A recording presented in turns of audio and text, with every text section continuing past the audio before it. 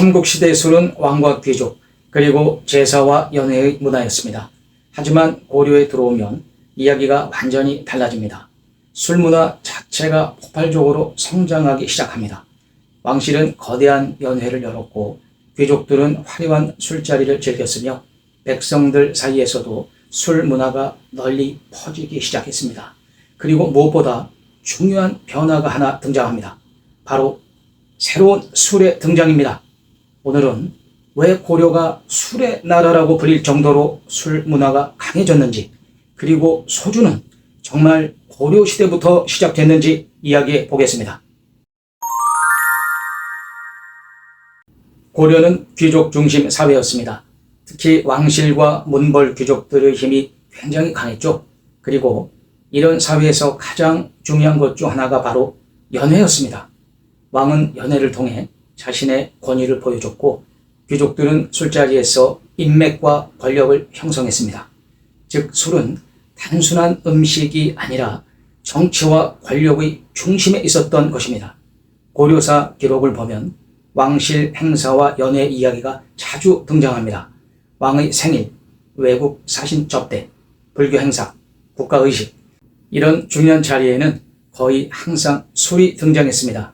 특히 고려는 불교 국가였기 때문에 큰 불교 행사와 연등회 같은 축제 문화도 매우 발달했습니다. 그리고 축제가 커질수록 술 문화 역시 함께 성장하게 됩니다. 고려 귀족들의 술 문화는 상당히 화려했던 것으로 보입니다. 당시 상류층은 좋은 곡물, 귀한 술잔, 정교한 음식 문화를 즐겼습니다. 그리고 여기서 아주 중요한 물건이 등장합니다. 바로 고려 청자입니다. 고려 청자는 단순한 도자기가 아닙니다. 당시 고려의 기술과 미적 감각이 집약된 최고급 예술품이었습니다. 그리고 놀랍게도 고려 청자 가운데 상당수는 술과 관련된 물건들입니다. 예를 들면 주전자, 술병, 술잔, 매병 같은 용기들이 있습니다. 즉 고려 사람들은 단순히 술을 마시는 것에서 끝나지 않았습니다. 어떻게 마실 것인가까지 중요하게 생각했던 것입니다. 특히 청자의 은은한 비취색은 당시 귀족 문화의 상징처럼 여겨졌습니다. 고려 귀족들은 아름다운 청자 술잔의 술을 따르며 풍요와 품격을 즐겼던 것입니다. 이 시기 술은 단순한 기호식품이 아니라 예술, 권력, 교양, 그리고 신분의 상징이 되었습니다. 흥미로운 건 고려 사람들이 생각보다 술을 굉장히 좋아했다는 기록이 많다는 점입니다. 중국 사신들 기록에도 고려 사람들이 술과 연회를 즐긴다는 내용이 등장합니다. 심지어 지나친 음주와 향락 때문에 문제가 되었다는 기록도 남아 있습니다. 그만큼 고려 사회에서 술은 매우 강력한 문화였던 것입니다. 하지만 고려 술 문화에서 가장 큰 변화는 몽골과의 전쟁 이후 등장합니다. 13세기 고려는 몽골과 오랜 전쟁을 치르게 됩니다. 그리고 결국 원나라의 간섭을 받게 됩니다. 많은 사람들은 이 시기를 단순한 침략 역사로 기억합니다. 하지만 문화적으로 보면 이 시기 엄청난 변화가 함께 들어옵니다. 그중 하나가 바로 증류 기술입니다. 당시 몽골 제국은 엄청난 규모의 세계 제국이었습니다.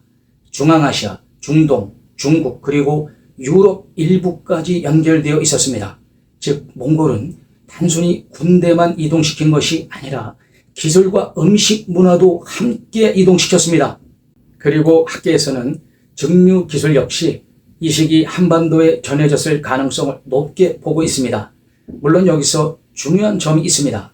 소주가 정확히 언제 처음 만들어졌는가는 아직 논쟁이 있습니다. 하지만 일반적으로는 몽골과의 교류 이후 증류 기술이 들어왔고 그 영향을 받아 한국식 증류주 문화가 발전하기 시작한 것으로 봅니다. 즉 지금 우리가 마시는 소주의 아주 오래된 뿌리가 고려 시대와 연결될 가능성이 있다는 이야기입니다. 흥미로운 건 당시 소주가 지금과 완전히 달랐다는 점입니다. 오늘날 시석식 소주는 맑고 가볍고 도수가 비교적 낮습니다. 하지만 초기 증류주는 훨씬 강한 술이었습니다. 그리고 생산량도 많지 않았습니다. 즉 누구나 쉽게 마시는 술이 아니라 상류층이나 특별한 자리에서 사용되는 귀한 술에 가까웠던 것입니다. 당시 증류 기술은 굉장히 복잡하고 손이 많이 갔습니다. 불 위에서 술을 끓이고 증기를 시켜 다시 액체로 받아내야 했기 때문입니다. 즉 단순한 발효주보다 훨씬 높은 기술이 필요했습니다.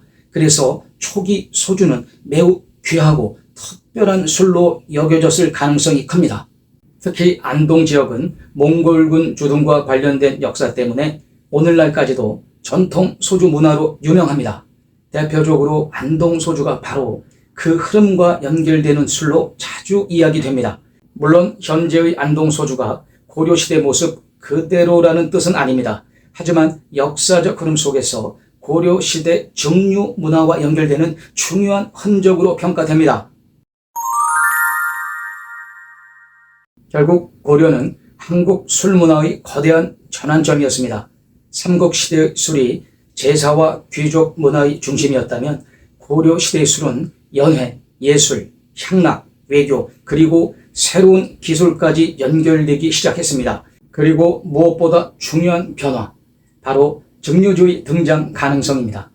이 변화는 이후 조선시대를 거치며 한국 술문화 전체를 바꾸게 됩니다. 오늘날 우리가 마시는 소주 문화의 아주 오래된 뿌리 역시 어쩌면 고려시대에서 시작됐을지도 모릅니다. 다음 시간에는 조선시대로 넘어가 보겠습니다.